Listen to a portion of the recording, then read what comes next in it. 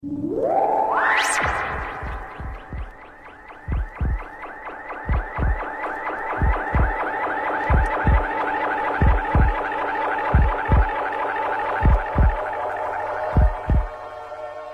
desta maneira maravilhosa, começamos mais um tão esperado episódio do Ufologia e Ideias. E aqui, quem fala para você, que é o ouvinte, é a primeira vez que vem aqui, eu sou o Jonas, aqui da capital da amizade, Umuarama City para o mundo. Mas antes de falar sobre qual caso e tudo mais, eu gostaria de trazer o nosso amigo, nosso mestre aqui, do Ufologia e Ideias, Walter. Como você está, meu querido? Para aqueles que acham que o fenômeno ufológico só aconteceu de 90 para cá, começou a ter uma explosão ufológica a partir de agora, entendeu? Então, em muitos casos que aconteceram no passado, era apenas histeria coletiva. Então, pessoal, não é bem assim. Tá? É sério. E nesse caso, nós vamos falar de avistamentos de militares, né? Estamos passando por uma infelicidade mundial, não é verdade?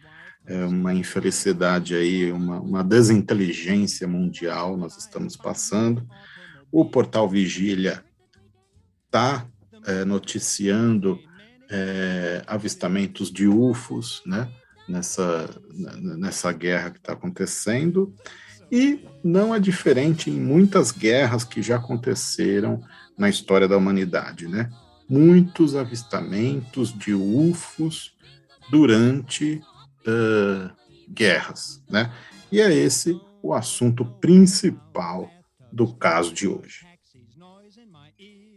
E pessoal, só um recadinho aqui, um posicionamento aqui antes de tudo.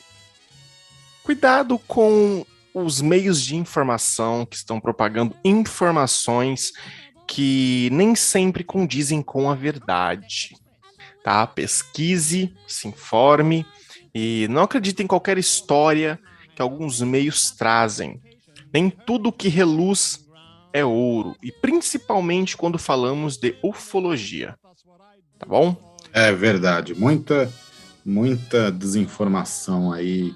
Exatamente. Por isso que nós recomendamos os melhores e mais conhecidos portais de ufologia aí, o Portal Vigília, né? A revista UFO e alguns outros aí de extrema confiança aí, que são nossos amigos e parceiros. Agradecer a todos os meios de informação, as mídias que trazem seriedade no assunto, algumas nem tanto, mas o importante é trazer a informação para ser refletida e ser pesquisada mais a fundo por você. Pesquise, se informe e divulgue aquilo que você acredita que é real, que você sente aquilo é real. Se não for real, não poste. Porque às vezes você pode estar destruindo uma mente em processo de descobrimento da ufologia, ok?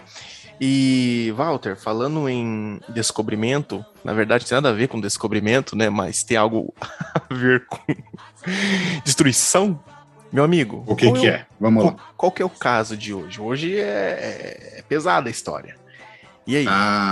O caso de hoje nós vamos falar dos Foo Fighters, que aconteceu na Segunda Guerra Mundial. Mas antes, ô Jonas, a gente vai trazer o jabá que paga o leitinho das crianças aqui.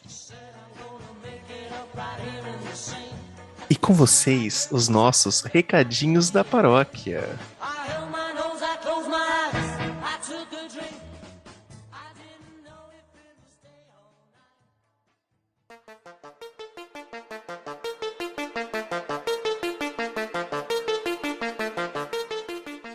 Você pode nos ajudar contribuindo com o nosso Apoia-se, apoia.se/ufologiaideias. Com este pequeno valor, você irá nos ajudar a evolução sonora e tecnológica deste podcast. Tá legal, pessoal? Eu conto com o seu gentil apoio no apoia.se/ufologiaideias. E para você que quer ter um contato mais íntimo conosco, temos nosso grupo do Telegram, Vai lá, Telegram, Ufologia Ideias e todos serão bem-vindos ali. E se você também gosta de estar nas redes sociais, como Instagram, Twitter, YouTube, confere a gente lá, Ufologia e Ideias. E não se esqueça, compartilhe este episódio. Você também pode nos ajudar comprando a nossa camiseta lá na lojaflutuante.com.br. Lembrando que os links de tudo que a gente falou aqui está na descrição desse episódio.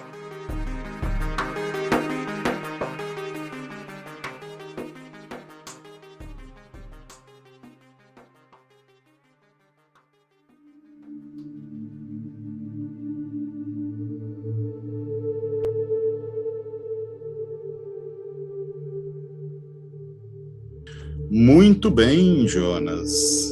Esse caso é um caso extremamente importante para a ufologia mundial, né?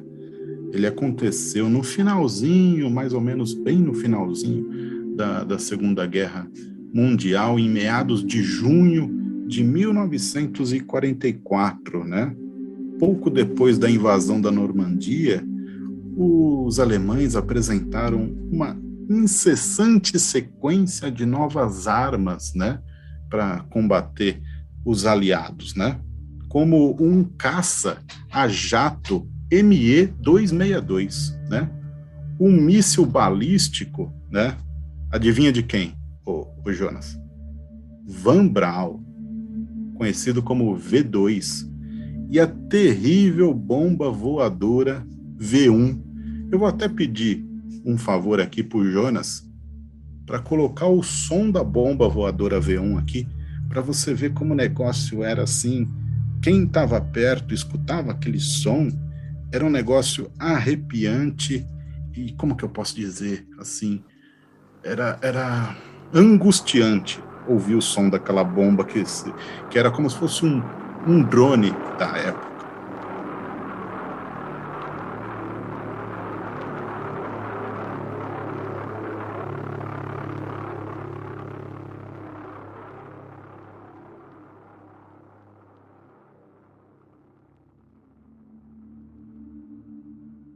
Bom, e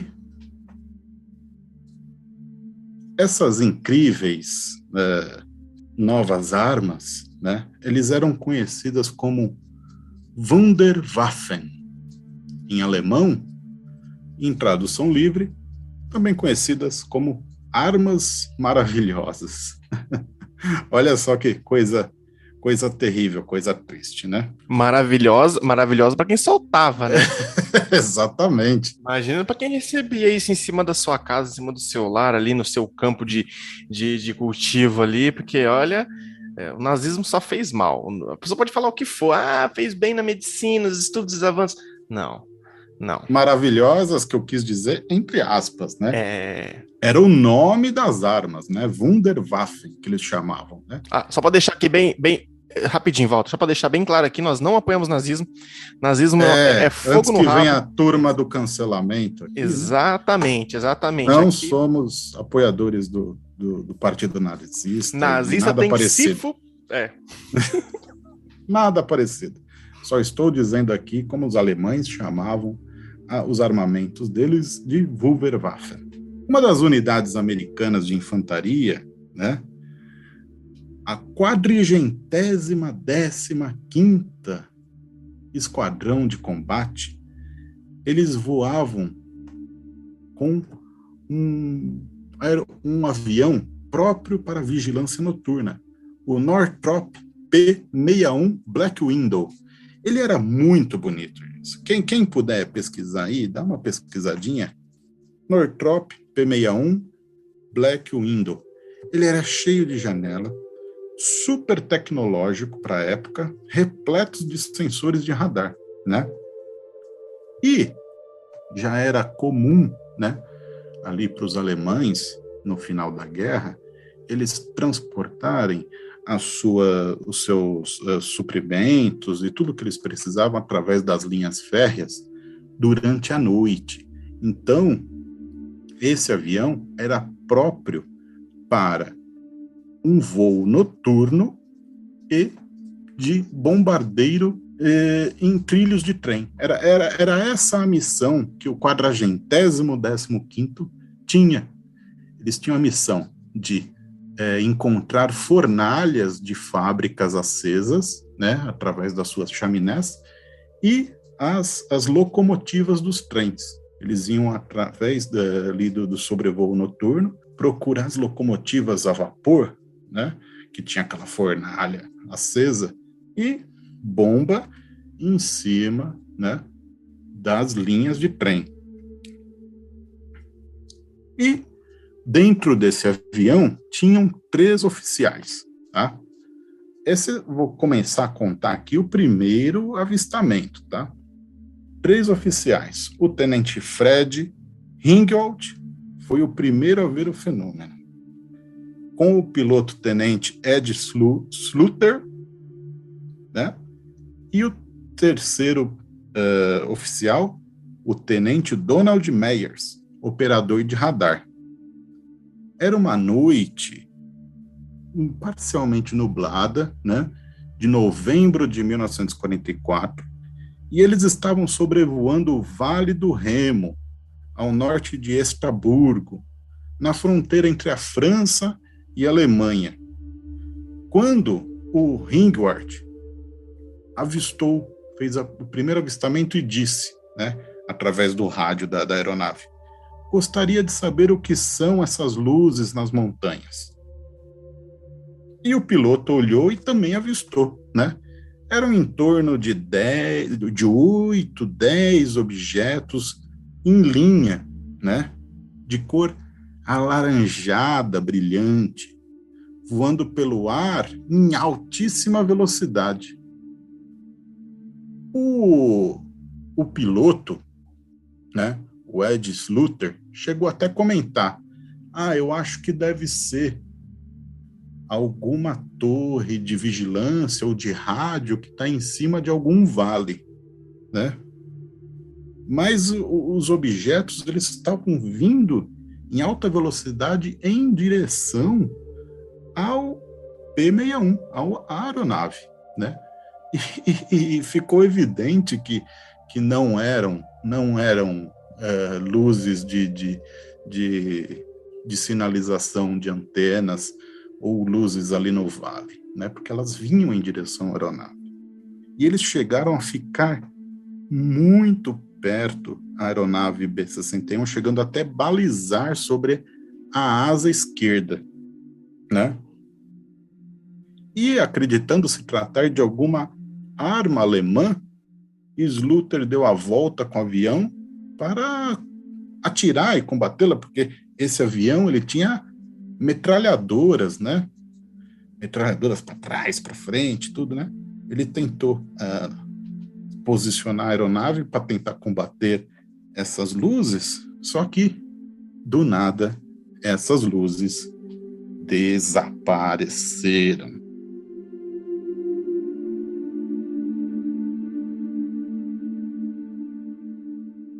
Esse foi um acontecimento naquela noite. Eles continuaram, né, com o propósito, né, da investida daquela noite, bombardeando mais algumas locomotivas. O que você acha, Jonas? O que será que aconteceu? Interessante desse acontecimento é que vários filmes e algumas séries eles retratam, né, esse encontro, que é um encontro clássico, né? Não dizendo que foi o primeiro contato, mas assim, de mais expressividade, mais expressivo, né? Na série Taken, para quem já assistiu ou se recorda dessa série de 2002, lá do Steven Spielberg, que passava, acho que na Band, acho que passou na Bandeirantes, que é uma série fantástica. Eu até assisti ela recentemente, semanas atrás, e deu uma nostalgia, porque você tem outra concepção da história, assim, sabe? Ali mostra, no primeiro episódio da série, né? Olha, Jonas também é cultura. O primeiro episódio da série mostra o encontro desses aviadores, né? Esses soldados ali da aeronáutica, que tem esse contato, e os soldados americanos. E nisso mostra que eles são atacados. Aí já entra uma ficção ali, uma coisa mais assim, para dar um gás, uma Fica liga. mais Hollywood, né? Isso, mas é interessante, porque eles acabam morrendo, só que eles acabam sendo abduzidos antes de morrer, entendeu? É bem interessante, vale a Hum. pena assistir para quem nunca assistiu a série Taken, né? Ela não está na Netflix, tá? Já avisando. E dá uma pesquisada, galera, dá uma pesquisada aí que vocês vão encontrar. Eu encontrei ela completa no YouTube. É uma série antiga e tudo mais, então não tem, né, enfim. Mas é bem interessante, porque traz, né, mais ou menos a imagem ali, os aviões ali em combate e as luzes rodando eles, é mais ou menos aquilo ali.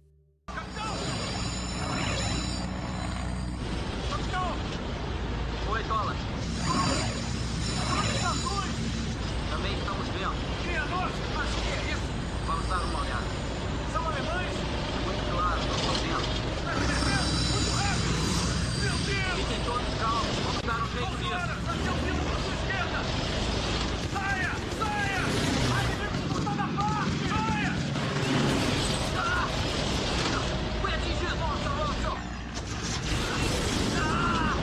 Perdemos o motor! Perdemos a altitude! Estamos sem motor! Copiloto, tome o controle! Copiloto, tome o controle! Sim, senhor! Metade da arte está em chamas! É motor número 4! Cubra ele!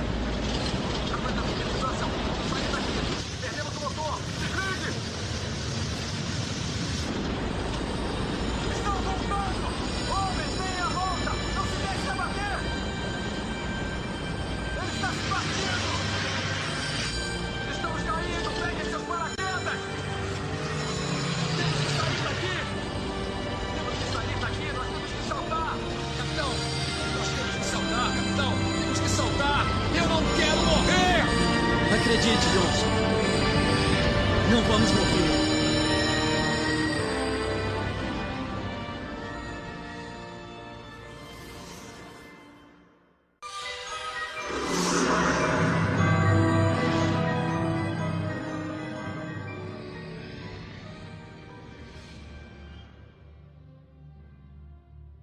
E esse acontecimento aconteceu apenas 2 anos antes do avistamento de Kenneth Arnold, né, da era moderna dos discos voadores, né? Exatamente.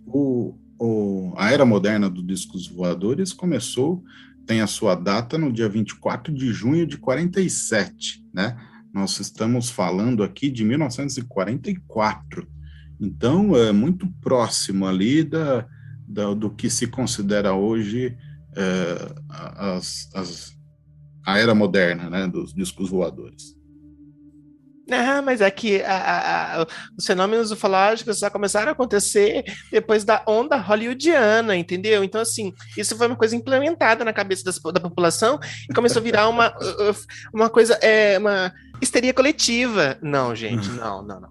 É só você abrir os livros de história e perceber que o macaco, lá atrás, né, vamos dizer assim, nossos antepassados, eles não sabem, eles reproduziam aquilo que eles viam nas cavernas. Então, assim, o contato sempre existiu.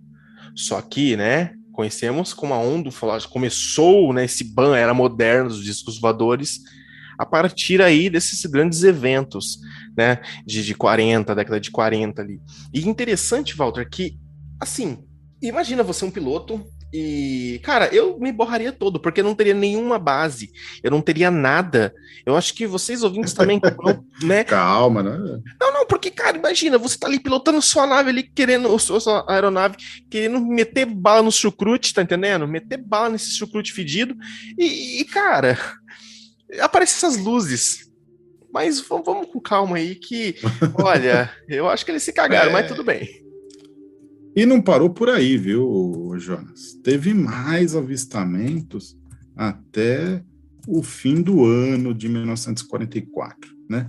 No dia 17 de dezembro, né, do mesmo ano, perto de Prent, na Alemanha, um piloto estava voando a aproximadamente 250 metros de altitude quando viu mais 5 ou 6 luzes vermelhas e verdes piscando em formato de T de tatu, né? As luzes pareciam segui-lo, chegando a uma distância de mais ou menos 300 metros da aeronave. 300 metros para uma aeronave é muito perto, sabia? Antes de desaparecer inexplicavelmente, né? E não para. Ó, no dia 22 de dezembro, também de 1944, duas outras tripulações avistaram as luzes. Uma próximo a Hagenau relatou o avistamento de dois feixes de luz alaranjados que pareciam emergir da Terra até 3.000 metros de altura, acompanhando o avião por aproximadamente 2 minutos. Olha que coisa estranha, uma luz que sai do chão e vai acompanhando a aeronave, assim como se fosse uma luz sólida, né? E em seguida as luzes se afastam, flutuam por alguns minutos e vão embora. Elas parecem estar sobre um efeito de controle do tempo, né? Dizia o livro Stranger Company, Military Encounters if UFO in World War II, de Kate Chester. Então, nesse livro, Stranger Company, Military Encounters with UFOs in World War II, ele relata, né, esses outros avistamentos que ocorreram no final da Segunda Guerra, né, Mundial, né?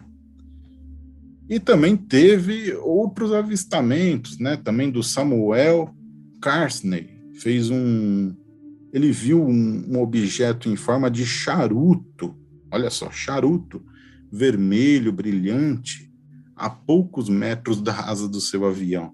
Então, são vários pequenos avistamentos que se somam e criou toda essa história, né, através da Segunda Guerra Mundial. Os aeronautas da época nomearam as luzes de Foo Fighters, né, pela junção das palavras em francês fou, né, que vem fogo em francês, e fighters, né, de aviões caça. Então, eles em tradução livre, são os famosos aviões de fogo, né, Foo Fighters.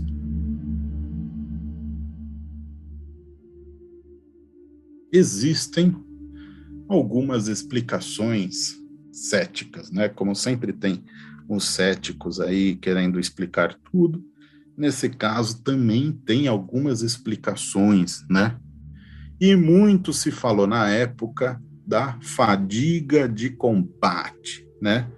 É uma maneira, assim, vamos dizer assim, um pouquinho mais educada, né, de dizer que o estresse, né, do combate estava deixando ali os oficiais um pouco mais fora, né, da caixinha, né? Mas não havia nada que evidenciasse, né, uma psicose coletiva, porque esse avistamento não foi feito por um ou dois, né, oficiais, foram por diversos oficiais, né? Já que o esquadrão, aquele 415º de esquadrão, ele obtinha recordes, né, vamos dizer assim, recordes de guerras, né, recordes de destruição, né? E um repórter americano da American Legal foi entrevistar, né, esses oficiais, e ele trouxe um parecer, né? Falou, olha, esses aviadores, eles me parecem bastante normais, cujo principal interesse eram apenas o combate, e em seguida mulheres pin-up, poker, donuts e vinho. Não havia nada de estranho, que parecia que eles estavam já ficando malucos, né? Esse foi o parecer, né, de alguns repórteres americanos, né? Mas O que mais contradiz, né, os Foo Fighters foi um cara na época chamado Werner von Braun, de apenas 32 anos, né? Ele auxiliou os nazistas a desenvolver um foguete, o foguete V2, um míssil balístico de longo alcance que Hitler estava utilizando em 1944 contra a Bélgica e alguns, né, das tropas aliadas, né? E não era difícil de imaginar que os pilotos podiam confundir o V2, que era aquele típico foguete do Tintim. Você lembra do foguete do Tintim, ô Jonas? Eu adorava Tintim. Eu adorava Tintim. Como eu sou uma criança, um jovem, né? Um jovem garoto aí de 31 anos, eu cresci naquela saudosa fase noventista, né? E você também, né, Walter? Pegou aquela fase ali Com certeza. Da TV Cultura, com desenhos maravilhosos, as aventuras do Pequeno Urso, o Doug Funny, e não podia faltar Tintim. Tintim. Você lembra quando o Tintim foi para a Lua? Lembro. Olha, eu gostava muito dos episódios que ele nem sempre ele meio que ele sai na porrada, sabe? Assim, falava, nossa, uau! Aí eu falava, uau! Aí, sabe? E Tintim não foi um dos que eu mais acompanhei, mas é um desenho que faz parte da nossa infância, né? Exatamente. É muito bom. As coisas que você via, os lugares que ele visitava, sabe, quando ele enfrentava os bandidos. Então, Jonas, você lembra como que era a nave que o Tintim foi para a Lua? Era aquela que era vermelha, meio Isso. quadriculada, branco e vermelho. Eu lembro disso, que ela tinha 3 bases, como se fosse um foguete mesmo, como se fosse um míssil. É praticamente um míssil. Que formato que era? Que formato que era? Ela é um formato cilíndrico, pontudo na frente, parecendo uma caneta. Só que com um charuto. E um charuto. Exatamente, um charuto. Aí. Eu não queria ser tão específico assim, né? Mas é um charuto. Só que com, né, as bases, né? As três hastes, assim, né? Como se fosse um charuto em cima de algo, assim. Gente, pesquisa aí, pelo amor de Deus, e tira essas conclusões. Porque, olha, fazia um regaço esse míssil, hein? Esse míssil fazia um regaço. Exatamente. Então, esse míssil balístico aí, o V2, ele acho que talvez o Tintim foi inspirado, né, nesse míssil aí de Von Braun, e também o do Pica-Pau, né? Se eu não me engano, no desenho do Pica-Pau, que ele manda o jacaré para a Lua lá, ele era num foguete muito parecido com um míssil balístico V2 também, né? E o que leva, né, os céticos a acreditarem que os militares estavam sofrendo aí de uma fadiga da guerra, né? E confundindo o míssil, ou talvez a bomba voadora V1, né, com esses objetos, né? Mas há controvérsias, né? Nicolas Verônico, um autor que escreveu muitos livros sobre a história da aviação militar, diz que essa explicação não é plausível, né? O foguete V2 não realizava manobras, né? E assim que começasse a queimar, seria impulsionado apenas em uma direção. Ele não conseguia fazer curvas, principalmente curvas fechadas, curvas bruscas, e se aproximar e balizar as aeronaves, né, americanas, né? Bom, após, né, o colapso, né, do Terceiro Reich, o engenheiro Von Braun, ele foi recrutado para fazer parte da Operação Paperclip, um programa dos Estados Unidos, né, que poupou mais de 1.600 nazistas a serem processados por crimes de guerra, e, em vez disso, os levou aos Estados Unidos para auxiliar o país a desenvolver tecnologias de guerra.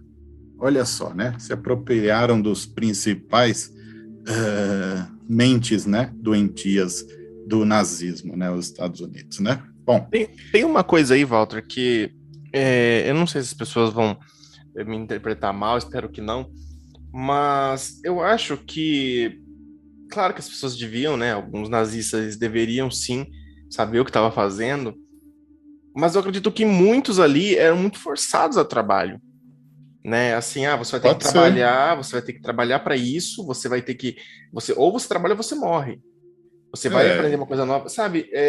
Eu fico imaginando, entre a cruz e a espada a pessoa ficava, sabe? Tem esse lado humano também, porque tem pessoas que não entendem, algumas pessoas não compreendem que o primeiro país a ser tomado pelo nazismo foi a própria Alemanha.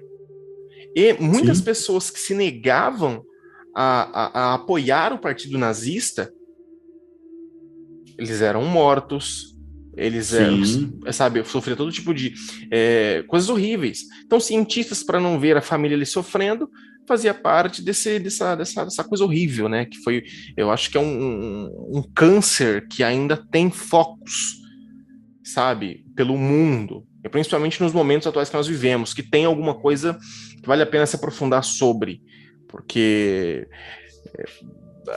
eu não vou me aprofundar nisso não, porque entra muitas opiniões aqui, sabe? O maior refém de qualquer guerra é a própria população. Eu acho que foi isso que você Exatamente. quis dizer, né, Jonas? Também. No fundo tem uma crítica aí, mas vamos ver quem vai vir falar depois no pessoal e falar, cara, você quis dizer isso. Aí a gente conversa, a pessoa vai ter que pegar a entrelinha o que tá acontecendo aí. Mas eu não lembro que documentário que foi que eu assisti, que fala sobre, né, as consequências para a Alemanha após o nazismo. É só vocês assistirem, o mundo inteiro estava revoltado com a Alemanha. E muitas pessoas alemãs sofreram por isso. Sim, com Um crime, certeza, eu acho que. muitas. Exatamente. Rapaz, o que eu já vi de crimes, tem uma foto, que essa foto me traumatiza até hoje. É uma moça alemã, e na descrição fala o nome dela, né? E ela foi após a Segunda Guerra Mundial.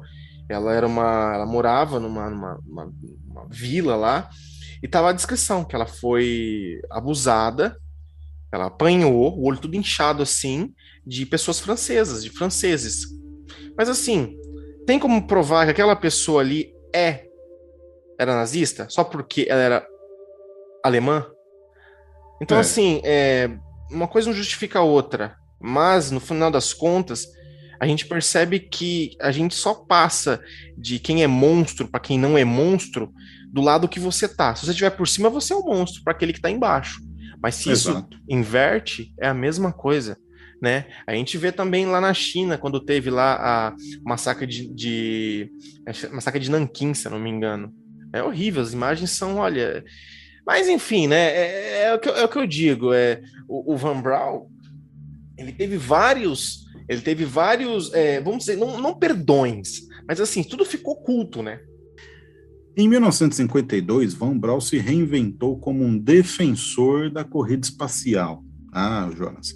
Escrevendo um artigo na revista Coolers, declarando que dentro dos próximos 10 a 15 anos, a Terra terá uma companhia no céu, um satélite desenvolvido pelo homem que poderá ser a maior força de paz ou a pior arma de guerra já construída. Olha só o que ele disse, né? E o que aconteceu, né? O que aconteceu? Dependendo de quem fará o controle, sua predição se provou extremamente conservadora.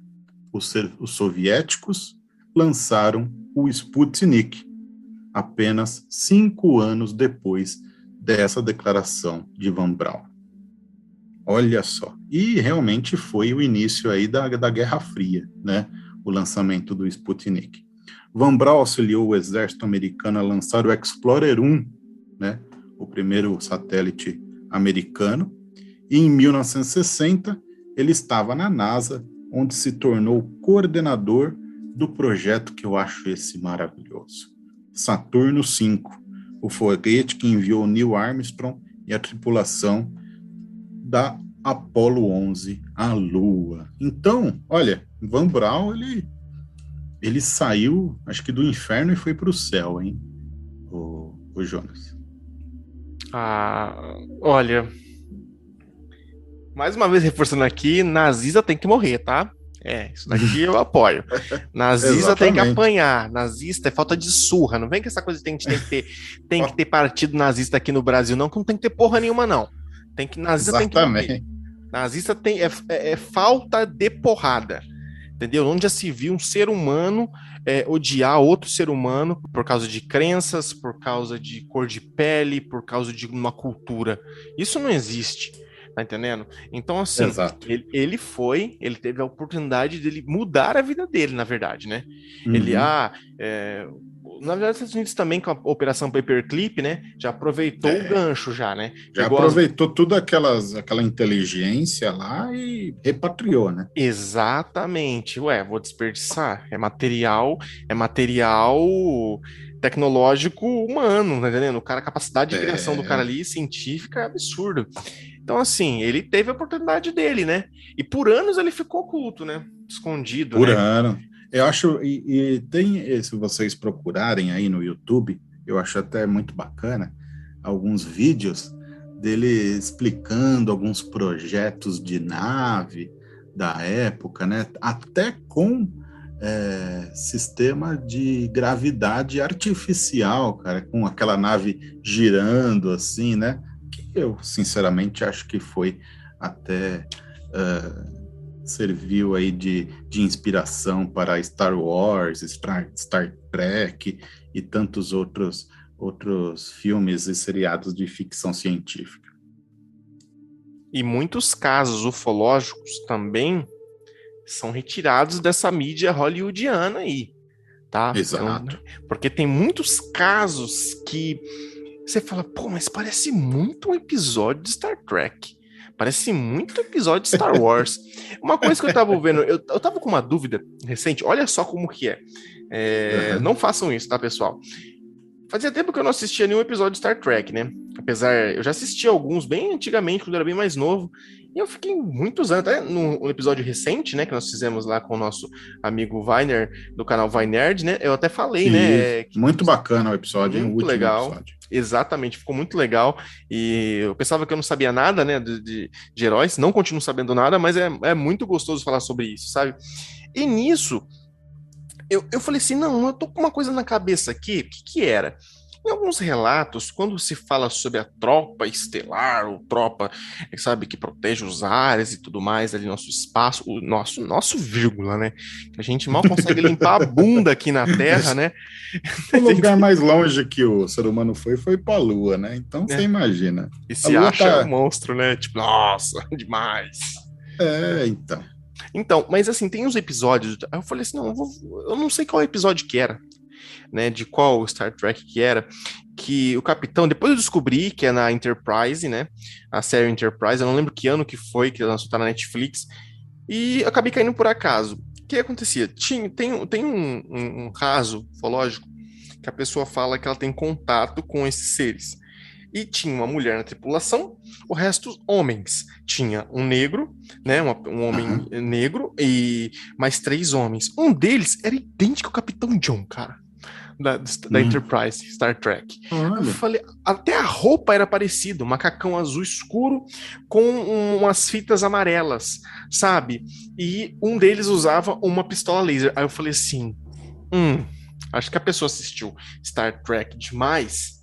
É um caso que eu nem vou passar pra frente, porque nitidamente aquilo ali bate com o Star Trek.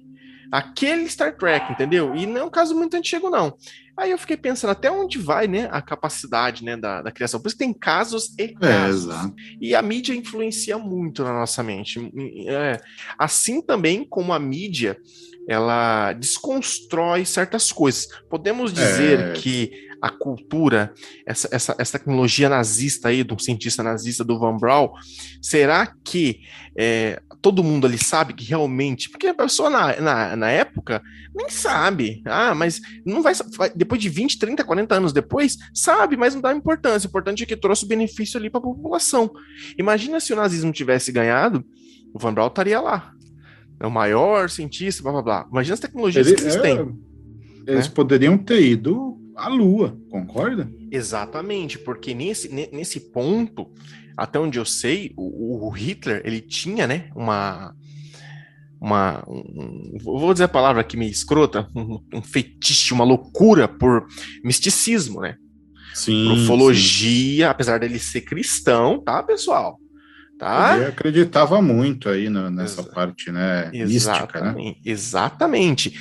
Tem teorias aí, né, da sociedade Vril, né, que tem as teorias lá das bases, acho que na Antártida, né, que eles fizeram e vivem lá e tudo mais, sem querer invadir nada. Mas aí seria outro episódio, um outro bate-papo.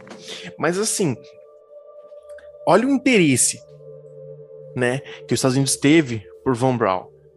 Trazer sua tecnologia para usar para corrida espacial. E tudo Exato. isso começa lá na Segunda Guerra Mundial. Olha a importância que teve essa guerra. Bom, então, Jonas, você vê, né? Esses acontecimentos foram em 44, né? E logo depois, né, chegou o fim, né, da Segunda Guerra Mundial com, né, os ataques atômicos, né, no Japão, né, em Hiroshima e Nagasaki, né? E de qualquer maneira, né, uma guerra ela começa, ela tem que terminar, né? Ela, de alguma forma, né, igual o momento que nós estamos passando, né? A gente só sabe que tem que acabar, né? A gente não sabe como vai acabar, né? A gente só sabe que precisa ter um fim, né? O quanto antes, né?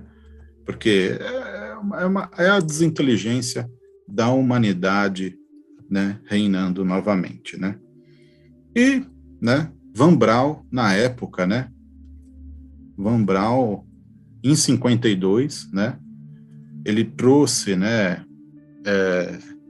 todo esse conhecimento, né, para os Estados Unidos, né, e venceram aí a Guerra Fria, né, chegando à Lua. Bom, é isso, né, a história de hoje. Jonas, vamos às nossas considerações finais.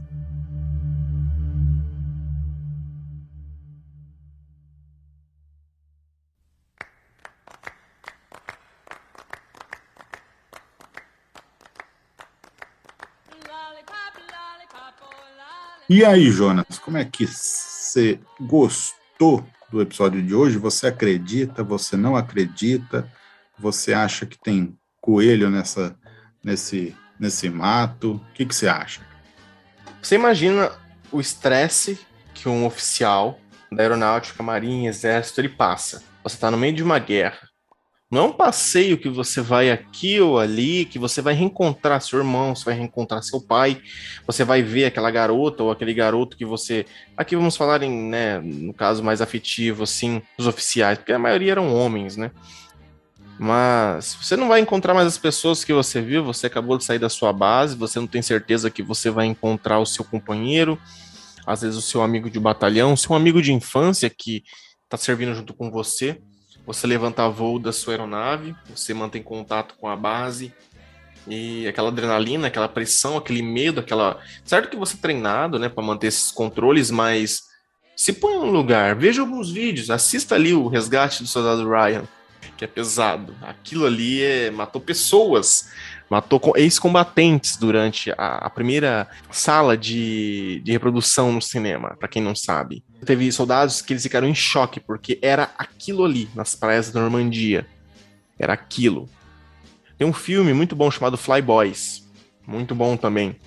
Você sente um pouco dessa adrenalina. Quando eu era mais novo, Valdo, vou contar um segredo aqui, eu era louco para ser piloto de aeronave, entrar na aeronáutica. Eu era louco. Queria muito. Mas, né, a vida não foi, não levou para esse lado. Eu também prestei concurso para a Escola Preparatória de Cadetes Sim. de Barbacena. Eu prestei o concurso. Não passei. Estamos aqui. Não teria podcast hoje. Mas teria relatos. Estaríamos do outro lado, né? Exatamente. Vai saber se a gente não ia carregar o ET de Varginha. Mas, enfim, né? Mas, assim, o que eu gostaria de trazer para as pessoas é fazer essa reflexão. Vocês acham mesmo que um oficial iria mentir sobre isso? Eu já tive esse tipo de experimentação de ver luzes dançando no céu. Já vi luz laranjada, já vi luz azul.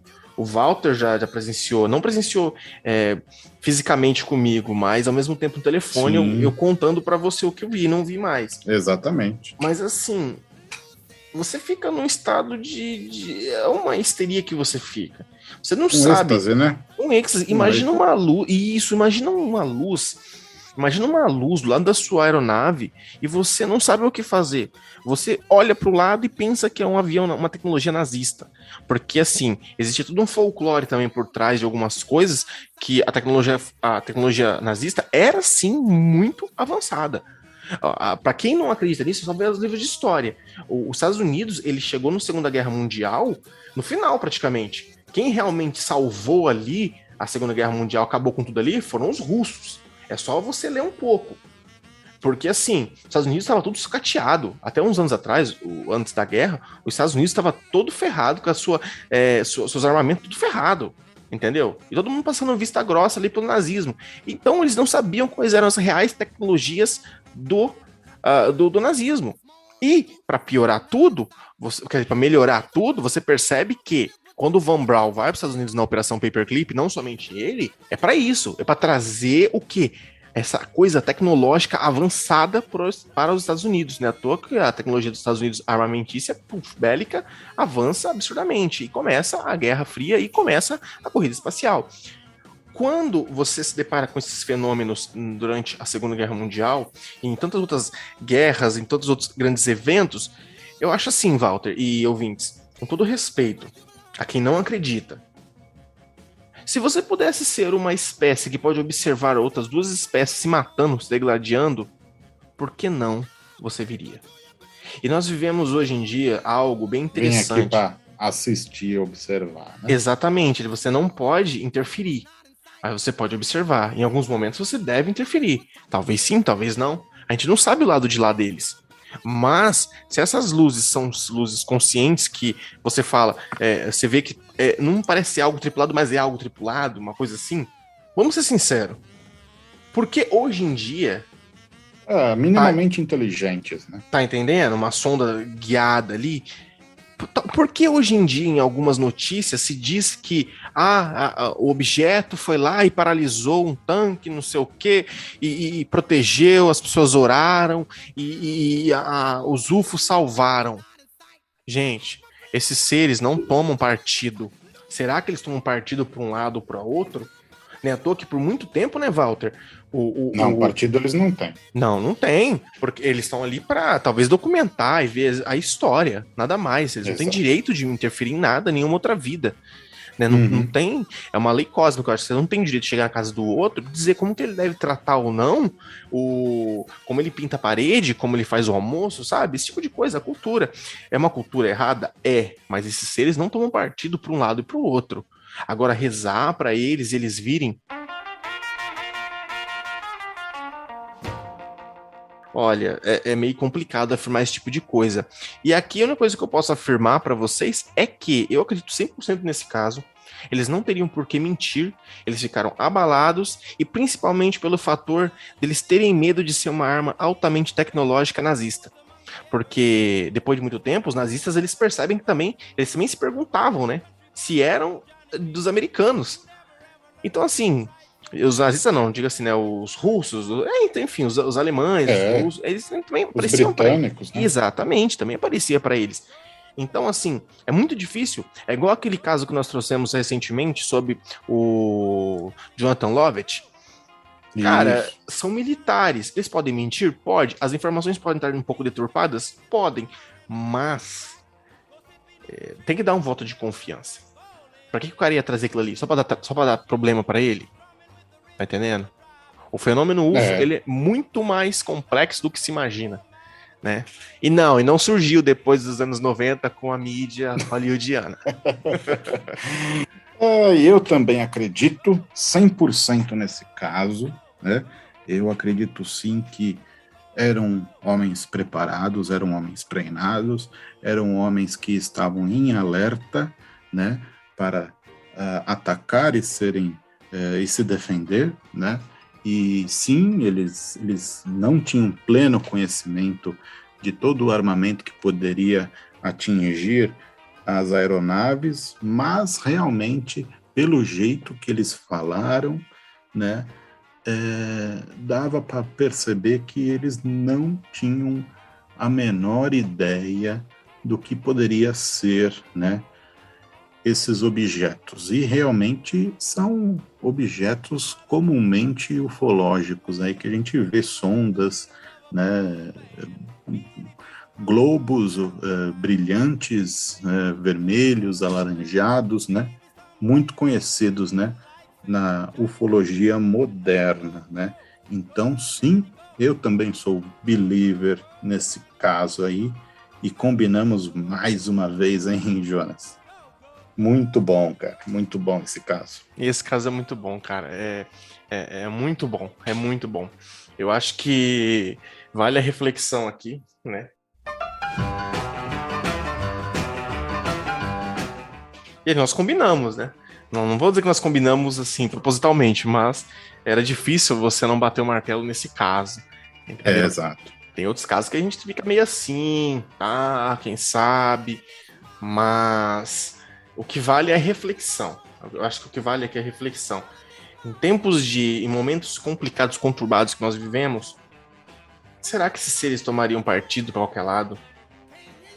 Será que eles tomariam partido? Eu acho que não. Eu também acho que não. Tá entendendo? Então, assim, é um episódio maravilhoso. Um episódio muito bom, é muito gostoso falar sobre isso. Mas é horrível para quem viveu isso na pele. Tanto do lado da guerra, quanto quem vive do lado da guerra. Que não é fácil, entendeu? A guerra ela não é um sistema, né, normal, onde os dois, o sistema capitalista, né, você tem o perde-ganha ou o ganha-ganha. Na guerra não, gente. É perde e perde. Você perde de um lado, mas você age para o outro perder mais que você. Então isso é terrível. Os dois perder, isso não tem lógica nenhuma. E é isso, pessoal. Muito boa semana para você que escutou até aqui, né? Um abraço para você, que o Criador nos dê bênçãos, te dê bênçãos, e tenham todos uma boa sorte. Valeu, falou! Pessoal, muito obrigado por você escutar até aqui. Muito obrigado pelo seu play, pelo seu compartilhamento, por você divulgar o nosso episódio. Se você gostou, nos sigam lá nas redes sociais. Nos sigam, entrem lá, compartilhe esse episódio, entre lá no Telegram, no grupo, bate um papo com a gente, vem conversar com a gente. E principalmente, uma mensagem que eu queria deixar para todos aqui. Fiquem com Deus, que Ele possa abençoar a sua vida, o seu lar. E, principalmente, se possível, faça uma oração para as pessoas, uma mentalização de algo positivo. Não precisa nem ser uma oração, mas algo positivo. Todas as pessoas que sofrem com conflitos, que infelizmente nós não vivenciamos só os conflitos lá da Ucrânia, entre Rússia e Ucrânia, mas também de outros locais do mundo. Eu acho que o mundo precisa de mais vibrações positivas, mais energias positivas. E se você não puder fazer isso, faça próximo de você. Faça próximo ali do ambiente onde você tenta modificar para uma coisa boa o ambiente que você vive. Beleza? Nós precisamos de energias positivas no mundo. Porque de guerras, você vê, as guerras já aconteceram há muito tempo atrás e sempre acontecem. Então fica aqui a reflexão e fiquem todos com Deus. E uma boa semana e até o próximo episódio do Ufologia e Ideias.